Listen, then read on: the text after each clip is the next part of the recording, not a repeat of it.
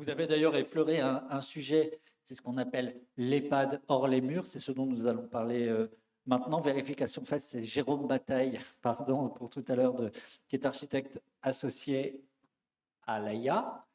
Bienvenue. Vous êtes auteur du livre Le Grand Âge, une vie à construire, et par ailleurs en pointe et en recherche permanente sur ces questions-là. Je vous cède la parole, peut-être en vous demandant d'abord de ce dont on parle, pourquoi on construit, de quoi on parle quand on parle de l'EHPAD hors les murs. Bon, merci bien.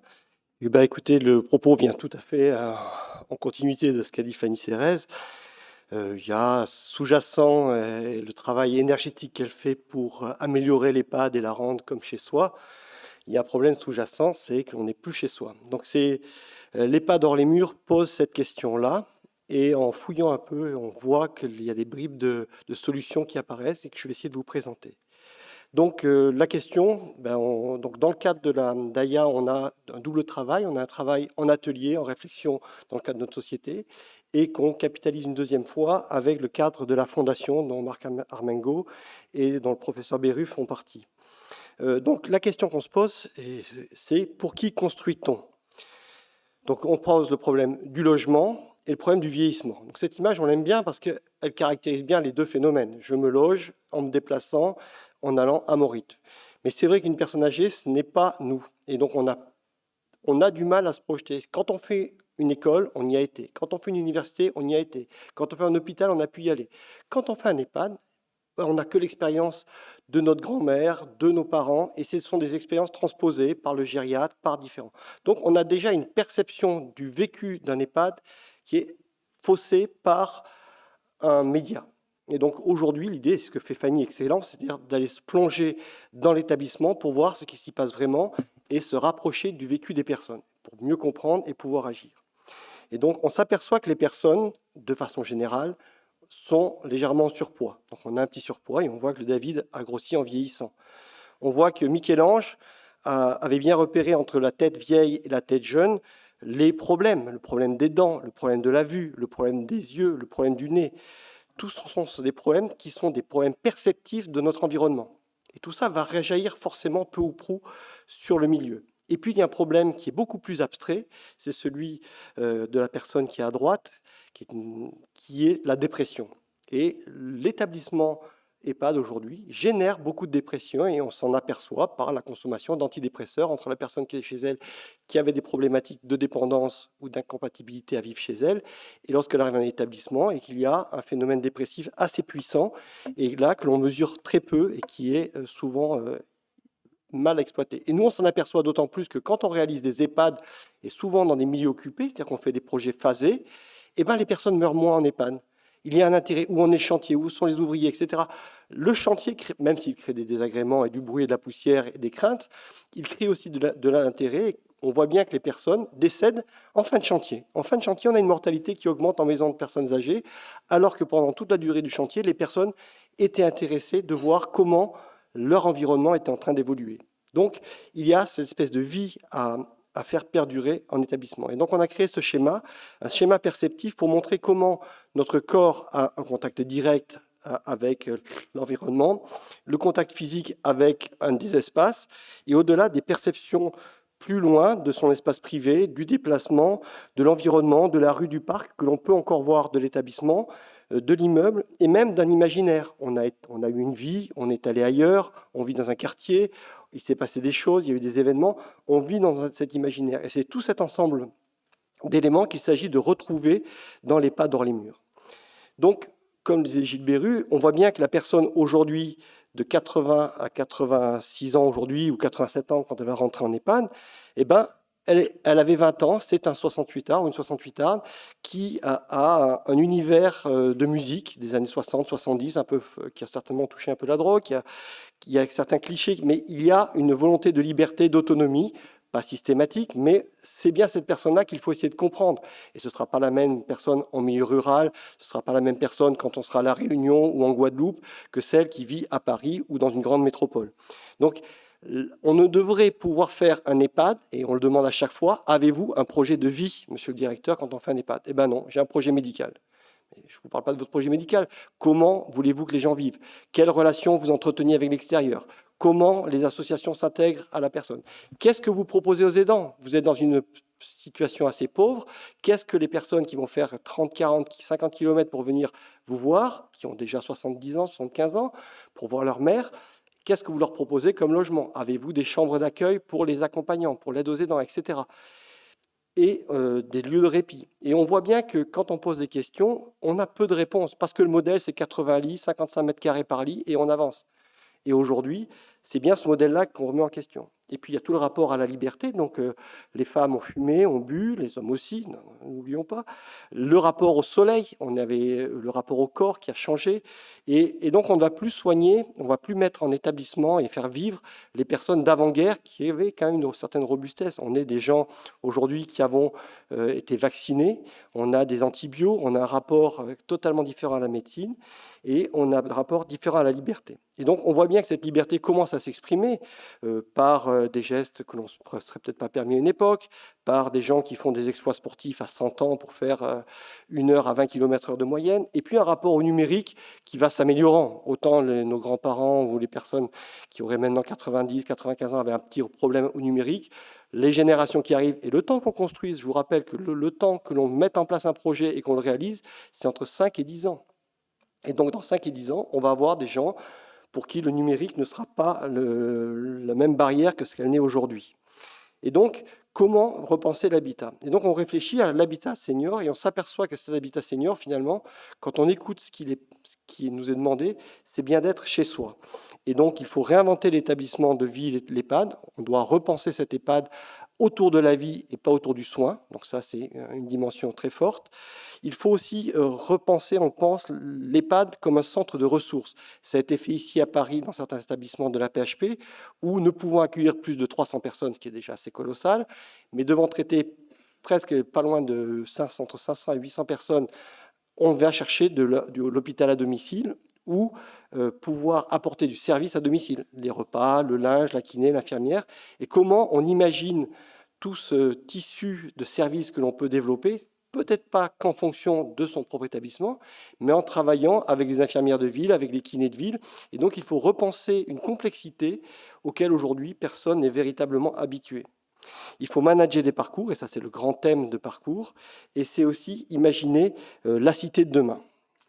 Et donc, on va s'apercevoir qu'il y a des lieux relativement génériques, comme son logement, et puis des lieux spécifiques. Et c'est vrai que la cuisine et la salle de bain, qui sont relativement génériques chez tout le monde, deviennent un peu plus spécifiques quand on est à des niveaux de dépendance qui progressent. Et donc, on essaie d'accompagner tout ça avec parfois du numérique, beaucoup d'humains, et des éléments qui permettent aussi d'accompagner les aidants à voir l'évolution des personnes avec qui sont leurs proches.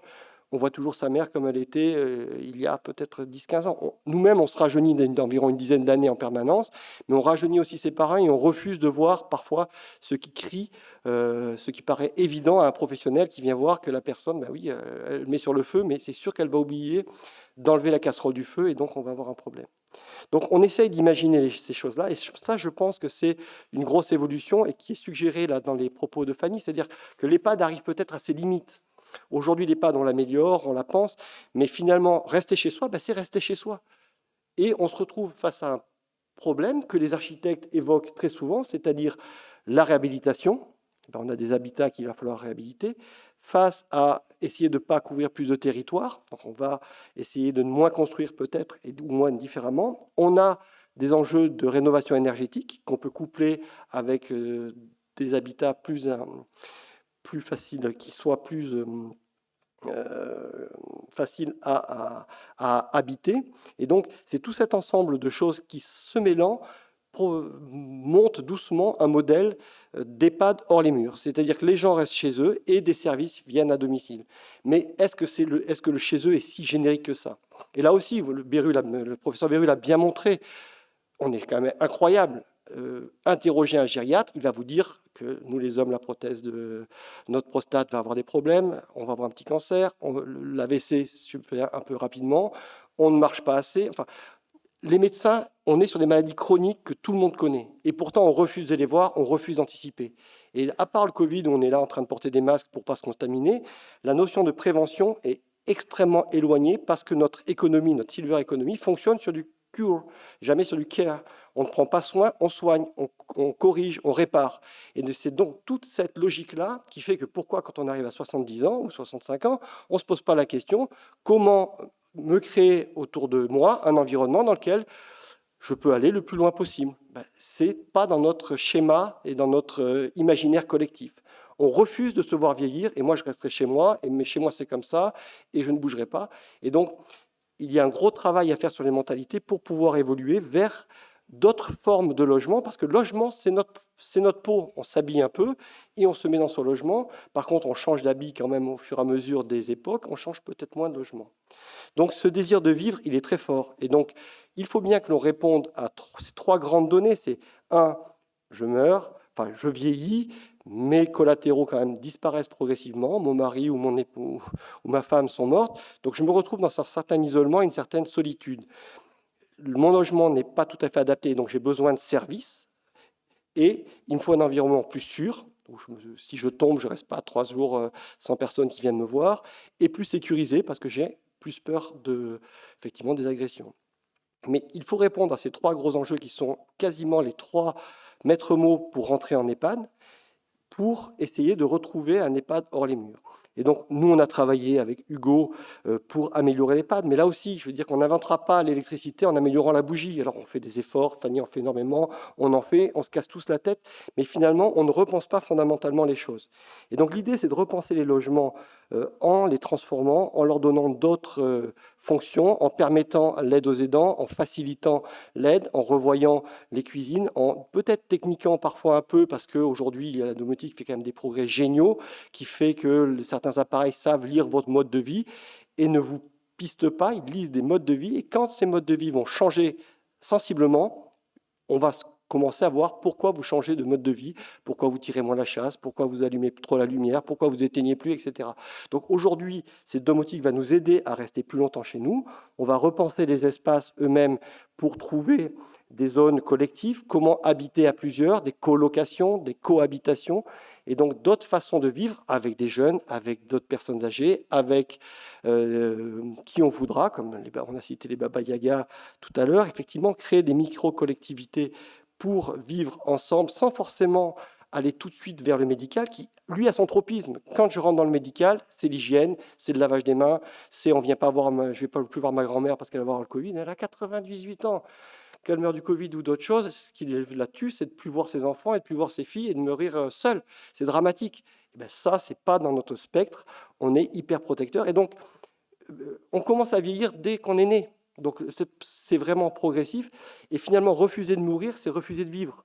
Et donc on mourra, c'est sûr, mais essayons de mourir dans les conditions qui soient celles que l'on choisit. Et pourquoi pas demander un droit à se loger comme on veut? Peut-être donner des directives anticipées, comme on pourrait le faire sur la mort, mais des directives de vie anticipée en logement. Quel logement je veux pour finir ma vie?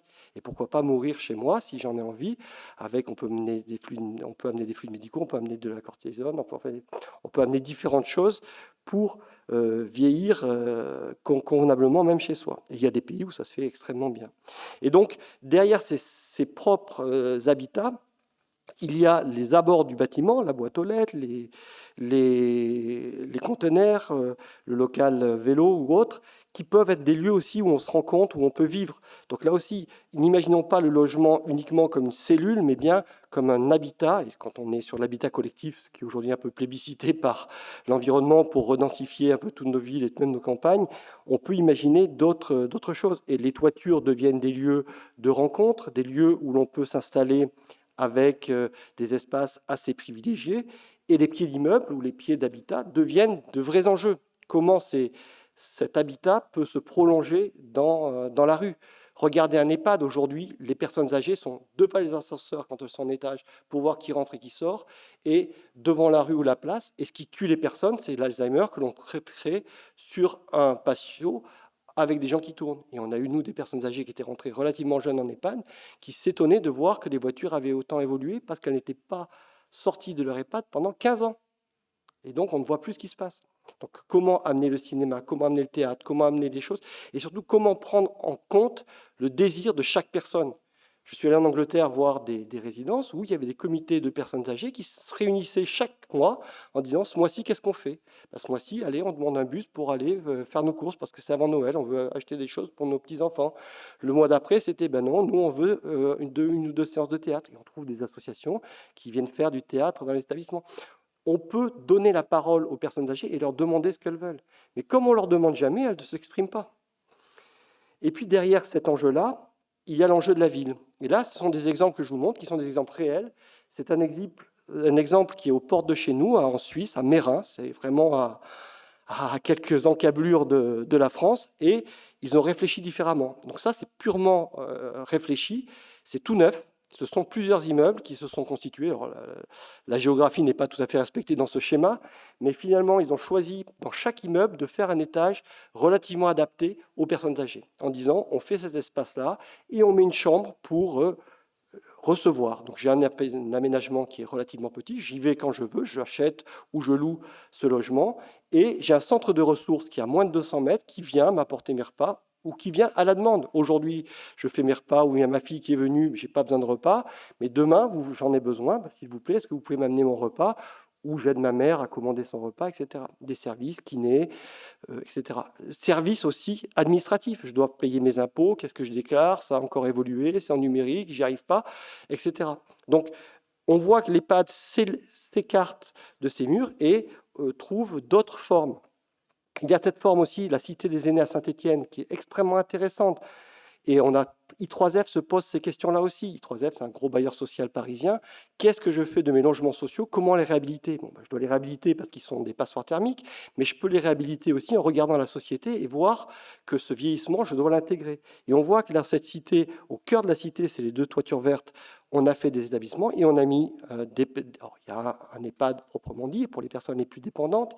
Il y a des logements, il y a des colocations, il y a une variété de logements pour essayer de couvrir le maximum de besoins.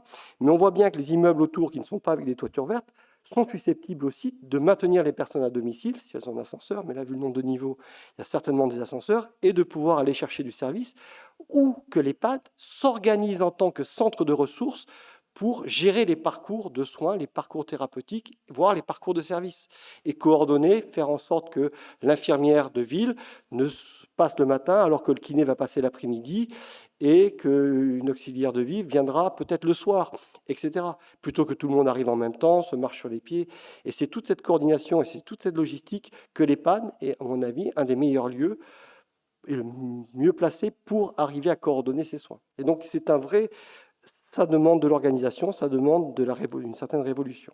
Et donc, aujourd'hui, nous, on continue dans nos réflexions de cette EHPAD hors les murs à la prolonger jusque dans la ville, en disant comment éviter la dépendance. Et donc, on s'aperçoit, quand on écoute les médecins, que c'est la sollicitation. Et donc, il y a la sollicitation par le jeu, la sollicitation par l'activité, la sollicitation par les bienfaits, les plaisirs du corps, enfin, le spa, le bain, les massages, etc. Et voir la musique, la culture, l'art. Mais quand on fait de la musique en EHPAD, ça devient de la musicothérapie. Quand on fait de la terre, c'est la thérothérapie. Quand on fait quoi que ce soit, c'est de la thérapie. Non, on fait de la terre, on fait de la musique, on fait de la peinture sur soi, on fait des choses, on fait de la cuisine.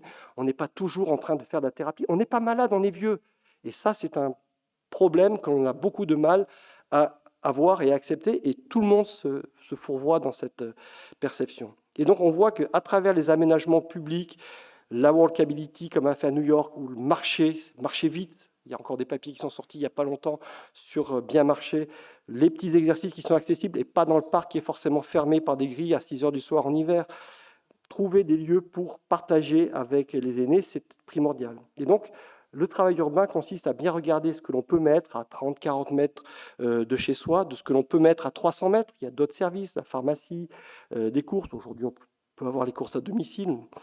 Il y a donc tout ce qui est activité, mais laissons les gens la possibilité de choisir leurs activités, proposons-leur, et regardons au-delà même de ces dimensions-là, comment les transports en commun, et on en parlait tout à l'heure, peuvent être beaucoup plus accessibles, mais on va arriver dans un monde dans les 10 ans où les véhicules autonomes vont exister, où on va pouvoir avoir une approche radicalement différente de la ville. Mais ce qui est certain, c'est que le vieillissement dépend de la sollicitation. Et la première sollicitation est certainement une sollicitation sociale dans laquelle on peut se retrouver pour partager des activités. Et donc, il y a cet exemple de Saragosse à Pau, où cette sollicitation sociale a été travaillée. Et là, on tombe dans la complexité de nos silos, où la maladie, c'est une chose, la vieillesse, c'est une chose, la dépendance, c'est une chose, le handicap, c'est autre chose. Or, quand on vieillit, on est en transversalité totale. Et donc, il faut repenser totalement nos systèmes de financement. Et donc, le parcours est certainement une bonne façon de le repenser entre des parcours de vie et des parcours de soins pour pouvoir imaginer des villes qui soient mixtes et qui ne soient pas stigmatisées sur la personne âgée, mais qui proposent des alternatives et des aménagements qui nous permettent à la fois d'avoir accès à la ville, d'aller au bar quand j'ai envie d'aller prendre mon petit café ou d'aller même acheter mes clopes si j'ai envie.